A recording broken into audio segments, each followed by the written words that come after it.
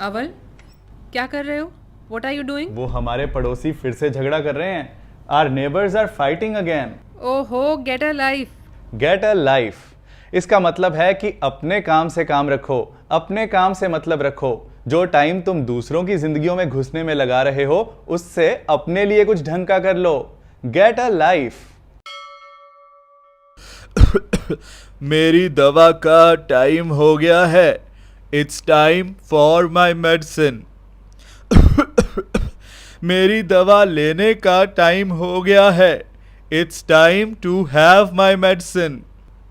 आपने देखा कि जब हम किसी चीज़ की बात करते हैं कि इस चीज़ का टाइम हो गया है, तो हम इट्स टाइम फॉर यूज़ करते हैं। और जब हम किसी काम को करने की बात करते हैं कि इस काम को करने का टाइम हो गया है, तो हम इट्स टाइम टू यूज़ करते हैं। It's time for my medicine. It's time to have my medicine.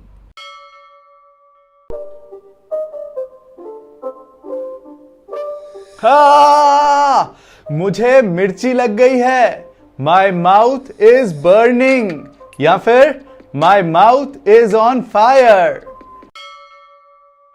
Ladies and gentleman, आज हम सीखेंगे English idiom too many cooks spoil the soup. इस इडियम का मतलब है कि जब किसी एक काम को करने के लिए बहुत सारे लोग लग जाते हैं तो काम खराब हो जाता है। जैसे मान लो आप घर पर चद्दर बिछा रहे हो, बेड कवर बिछा रहे हो और बहुत सारे लोग मिलकर बिछा रहे हैं। कोई इधर से खींच रहा है, कोई उधर से खींच रहा है, तो चद्दर बिछेगी कैसे? Too many cooks spoil the soup. British English में कहते हैं too many cooks spoil the broth. Broth होता है शोरमा, सूप। आप इसे कुछ भी कह सकते हो, सूप कह सकते हो, ब्रॉथ कह सकते हो। अवल, ये कोरोना कब जाएगा? When will this corona end? Take heart, it will end soon. मैंने कहा टेक हार्ट, इसका मतलब है हिम्मत रखो, हौसला रखो। Take heart, it will end soon. Take heart, you will get a good job soon. हिम्मत रखो, तुम्हें अच्छी जॉब जल्द मिल जाएगी। Take heart, good days will be here soon. हिम्मत रखो, अच्छे दिन जल्द ही आ जाएंगे।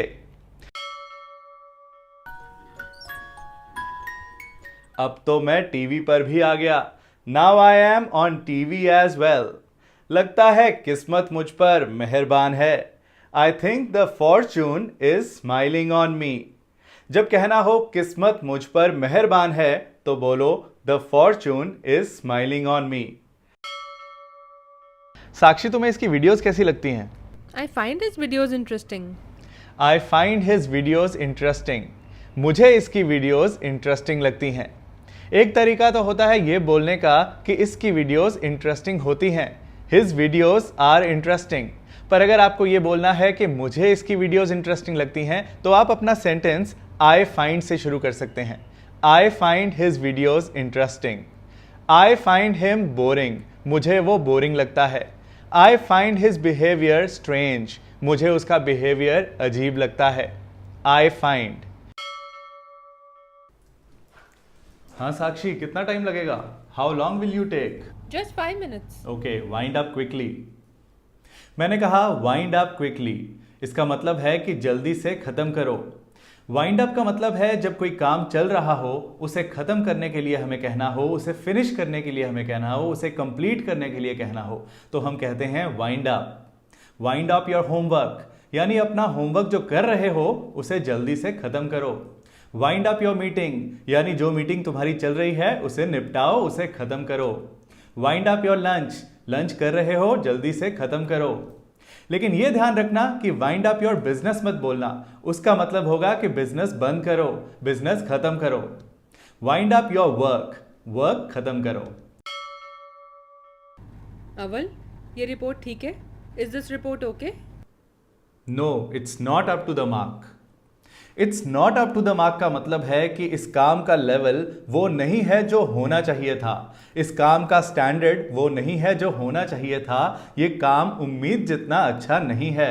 It's not up to the mark. इस कपड़े की क्वालिटी उम्मीद जितनी अच्छी नहीं है। The quality of this cloth is not up to the mark. इस फोन की क्वालिटी उम्मीद जितनी अच्छी नहीं है। The quality of this phone is not up to the mark. Sakshi, हाँ, वो मुझे ना एक चीज चाहिए। क्या? वैसे आज तुम बहुत ब्यूटीफुल लग रहे हो और तुम्हारी ड्रेस भी बहुत अच्छी लग रही है।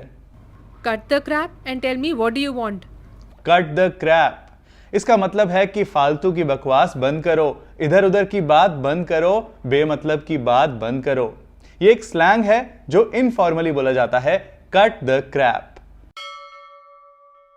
साक्षी, इस 500 रुपए का बर्गर खाते हैं। नहीं नहीं, चाट खाते हैं, भटूरा खाते हैं। पनीर टिक्का खाते हैं। We both are at odds over how to spend this money. We both are at odds का मतलब है कि हम दोनों की अलग अलग राय है, हम दोनों एक बात पर अग्री नहीं कर रहे हैं।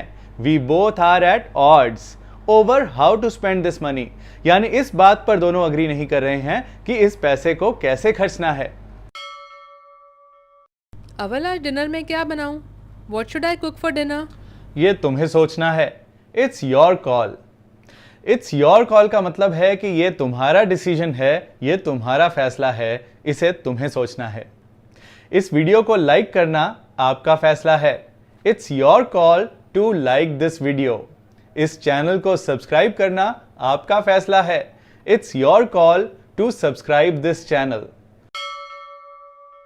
अवल, आटा गूंदने के लिए कमर कस लो।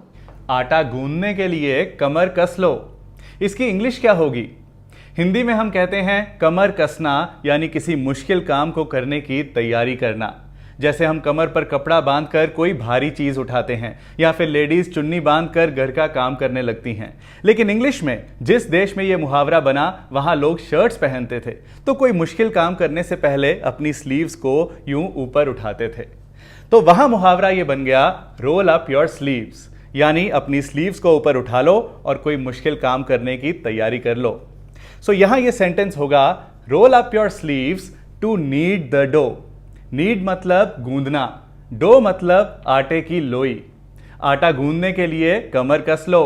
Roll up your sleeves to knead the dough. क्या हुआ? अंजलि मेरा फोन ही नहीं उठा रही। She is not answering my call. वो जरूर बिजी होगी। She must be busy.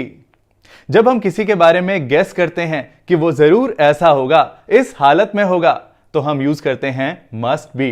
She must be busy, वो जरूर बिजी होगी। भाई साहब, आप ये कार्ड लेते हो? We accept all cards except Mastercard. ACCEPT accept मतलब स्वीकार करना, लेना। EXCEPT एक्सेप्ट मतलब सिवाय इसके, इसके अलावा, इसको छोड़कर। हम सभी कार्ड्स एक्सेप्ट करते हैं सिवाय मास्टर कार्ड के। We accept all cards except Mastercard. इस मजेदार वीडियो की तरह मेरा फुल स्पोकन इंग्लिश कोर्स भी बहुत अलग है, बहुत खास है, जिसमें मैंने बिल्कुल शुरू से लेकर एडवांस लेवल तक स्टेप बाय स्टेप सिखाया है और बोलने की प्रैक्टिस भी करवाई है। लिंक डिस्क्रिप्शन में मिलेगा, लेकिन वहां जाने से पहले इस वीडियो को लाइक करके जाना, अपने कमेंट्स देकर जाना। All the best.